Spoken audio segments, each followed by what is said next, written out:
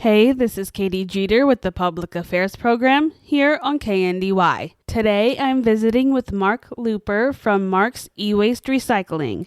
So my name is Mark Looper, and I've served 28 years in the Army National Guard. And then after I retired out of the Guard, I worked as a contractor at the federal government, National Guard Bureau, for another 14 and a half years.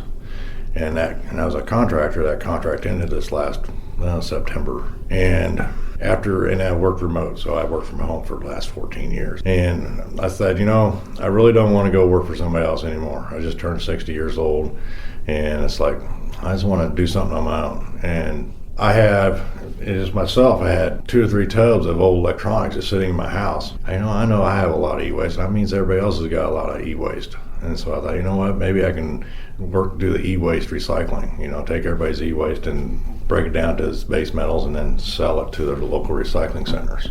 And so that's basically how I got started. So I just got started like 4 or 5 months ago. Mark talks about why proper electronic waste recycling is so important. Like I just opened with, everybody's got tubs of this stuff, and they haven't gotten rid of it because they don't know where to get rid of it. And that's always been an issue. That's one of the reasons why I started this business.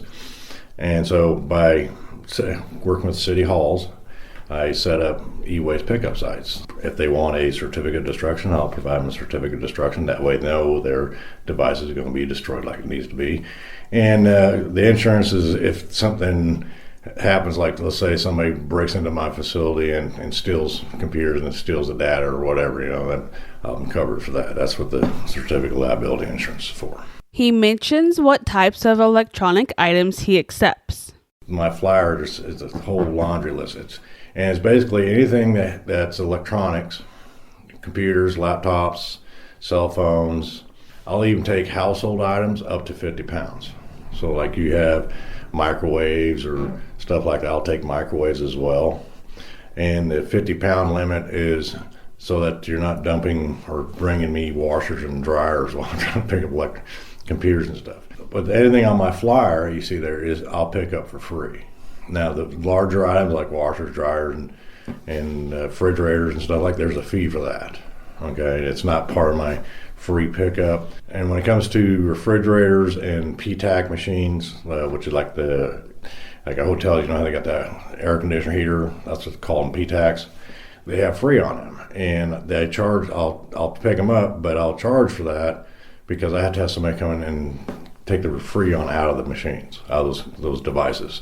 So that's why I'll charge for those. And then as far as the larger items like washers and dryers, but not bigger than that, it's just the bulk weight of it, so that's why it gives you an idea. It's an expanded list. There's some things that's not listed on there I'll take. That's why I say, if you see something, if you have something and you don't know about it, it's not on my list, give me a call or email me, whichever, and then we'll talk about it. Mark ensures electronics are disposed of safely and responsibly. As I mentioned already, some people don't care, about you getting a certificate of destruction, but when I provide that certificate of destruction, I am ensuring them that I will destroy their device. Their data will not be spilled, will not be compromised. That's what the certificate of destruction is for. So, he talks about what happens to electronics after they're collected. We take them and we tear them down by hand. Almost everything in there is resellable to a recycling center. Everything except plastic. Nobody's recycling plastic right now. So the only thing that will get taken to the transfer station is the plastic.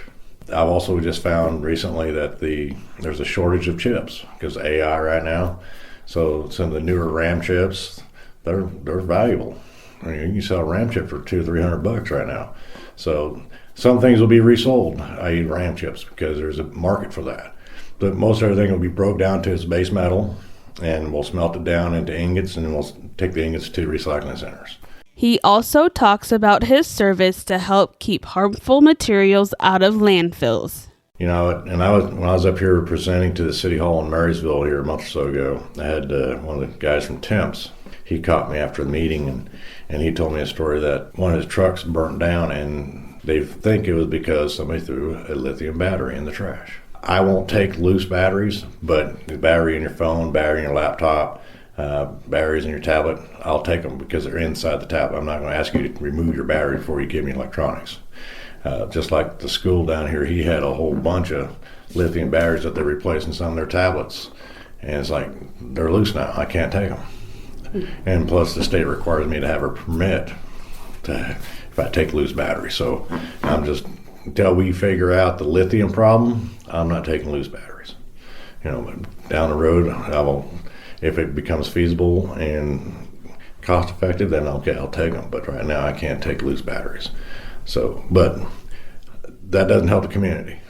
A big thanks to Mark Looper with Mark's E-Waste Recycling and all of the work that he does. If you would like to listen to this conversation again, you can always go to kndyradio.com. This has been Katy Jeter with the Public Affairs Program here on KNDY.